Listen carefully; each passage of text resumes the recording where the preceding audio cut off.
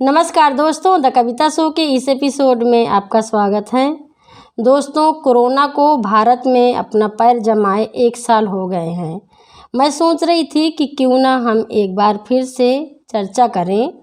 चर्चा इसलिए मैं करना चाहती थी कि जो 2020 का साल था, जो कोरोना काल था, किस तरह से हम इस कोरोना काल में खट्टी मीठी यादों के साथ में आज जीवित हैं। किस तरह से हमने अपनी ज़िंदगी में बहुत सारे बदलाव भी किए हैं। बहुत सारी चर्चाएं हुई कोरोना से निपटने के लिए कि कोरोना की वैक्सीन आएगी। हो सकता है उस वैक्सीन के साथ में हमारी कुछ ज़िंदगी बेहतर हो जाए। ज़िंदगी को जीने के लिए बहुत सारे तौर तरीके और नियम बताए गए कि हमको मास्क लगा कर के रखना है, बाहर नहीं जाना है, सामाजिक दूरी बना कर के रखना है, अपने हाथों को साबुन या सैनिटाइज़र से धुलते रहना है। जब कोरोना वैक्सीन की मांग हो रही थी, चर्चा हो रही थी और आखिरकार कोरोना वैक्सीन जनवरी 2021 में आ गई और 16 जनवरी 2021 को जब पहला टीका फ्रंट लाइन के लोगों को लगा तो आस जगी कि हो सकता है कि अब हम खुशहाली ज़िंदगी जी पाएंगे। तो दोस्तों, 2020 का साल हम सब के लिए बहुत ही दुखदाई रहा। 24 मार्च 2020 के पूर्ण रूप से लगा लॉकडाउन ने हम सबको तबाह करके रख दिया। इस लॉकडाउन में जो सबसे ज़्यादा प्रभावित हुए थे वो हैं मज़दूर, किसान और गरीब लोग। जो मज़दूर पलायन करके परदेश कमाने के लिए गए थे, जैसे ही उनको लॉकडाउन की सूचना मिली तो लोग बहुत परेशान हुए। लॉकडाउन लगते ही भारत की फैक्ट्रियां बंद हुई, कारखाने बंद हुए, दुकानें बंद हुई, मार्केट बंद हुए और इन मज़दूरों को रोड पर निकाल कर फेंक दिया गया। ये लॉकडाउन इन मज़दूरों के लिए किसी श्राप से कम नहीं था। मज़दूर पैदल अपने वतन को चल दिए। चिलचिलाती धूप, तड़पाती भूख और गला सुखाती प्यास ने बहुत सारे लोगों की ज़िंदगी निगल गई।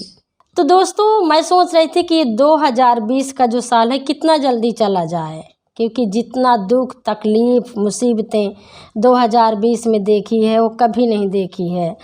और शायद आप लोग भी ऐसे सोचते रहे होंगे। बहुत सारे लोग ऐसे भी बोल रहे थे कि 2020 का जो साल है ये बहुत मनहूस साल है।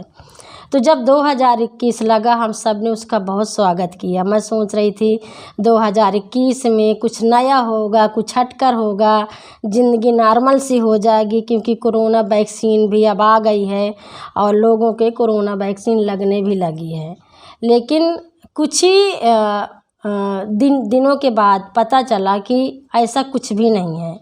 जनवरी में ही कोरोना के फिर से नए केस उभरने लगे और इसके साथ ही मैं ये भी देख रही थी और महसूस कर रही थी कि किस तरह से आज़ादी से लोग अब घूमने लगे हैं बिना मास्क के। लोग मार्केट जा रहे हैं, बाज़ार जा रहे हैं या आसपास में बैठे हुए हैं, एक दूसरे से लोग मिल रहे हैं, सामाजिक दूरी कोई बना करके नहीं रख रहा है और साबुन और सैनिटाइज़र का इस्तेमाल तो बिल्कुल ही लोग नहीं कर रहे हैं। और ये मैंने हर जगह पर देखा है।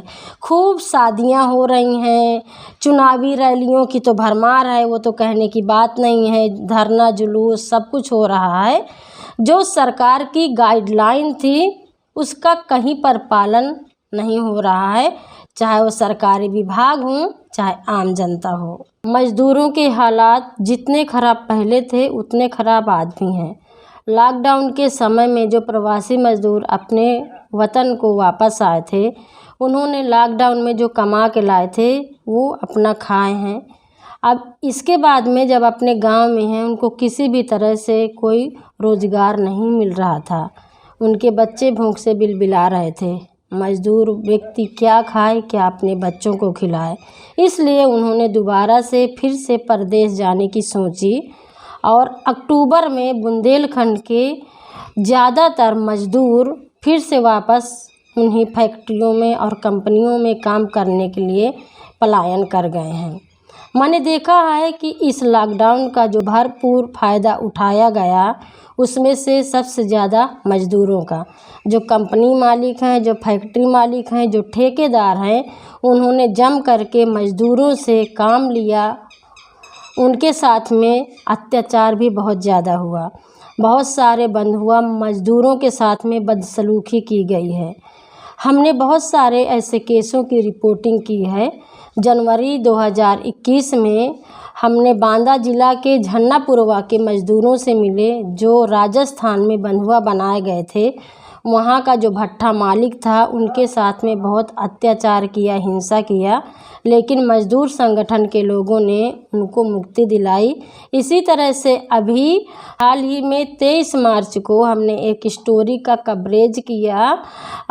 यहाँ के 4-5 परिवार के जो मज़दूर थे, उनको भट्ठा मालिक ने बंधक बना लिया था और बांदा ज़िला के बाघा गांव के ये सारे मज़दूर थे और इनको भट्ठा मालिक इनके साथ में बहुत हिंसा किया, मारपीट भी किया है, उनकी मज़दूरी भी नहीं दिया है। मज़दूर संगठन से जब इन्होंने गुहार लगाई, तब जा कर के उन्होंने इन मज़दूरों को मुक्ति दिलाई है। तो दोस्तों, भारत और दुनिया में कोरोना संक्रमण के मामले फिर से हर रोज़ तेज़ी से बढ़ रहे हैं। oneindia.com की जो रिपोर्ट बताती है वो है कि दुनिया भर में कुल केस 12 करोड़ के पार पहुंच गए हैं और 27 लाख से ज़्यादा मौतें हो चुकी हैं। वहीं भारत के कुल मामले अब 1 करोड़ की संख्या को पार पहुंच गए हैं और कोरोना के कुल मौतों का जो आंकड़ा है 1,50,000 के आंकड़े को पार कर गया है। देश में कुल 1,17,38,000 केस हैं। इसमें एक्टिव मरीजों की जो संख्या है 3,65,955 है। वहीं इलाज के बाद संक्रमण से ठीक हो चुके लोगों की संख्या 1,12,16,190 है। अब तक कुल 1,60,421 मौतें देश में कोरोना से हुई हैं। दुनिया के दूसरे देशों में भारत की तुलना की जाए तो कोरोना प्रभावित देशों की सूची में भारत दूसरे नंबर पर है। सिर्फ अमेरिका में ही भारत से ज़्यादा मामले हैं। तो दोस्तों, जो कोरोना के केस बढ़ रहे हैं, इसको देखते हुए कई राज्यों में लॉकडाउन दोबारा से लग चुका है।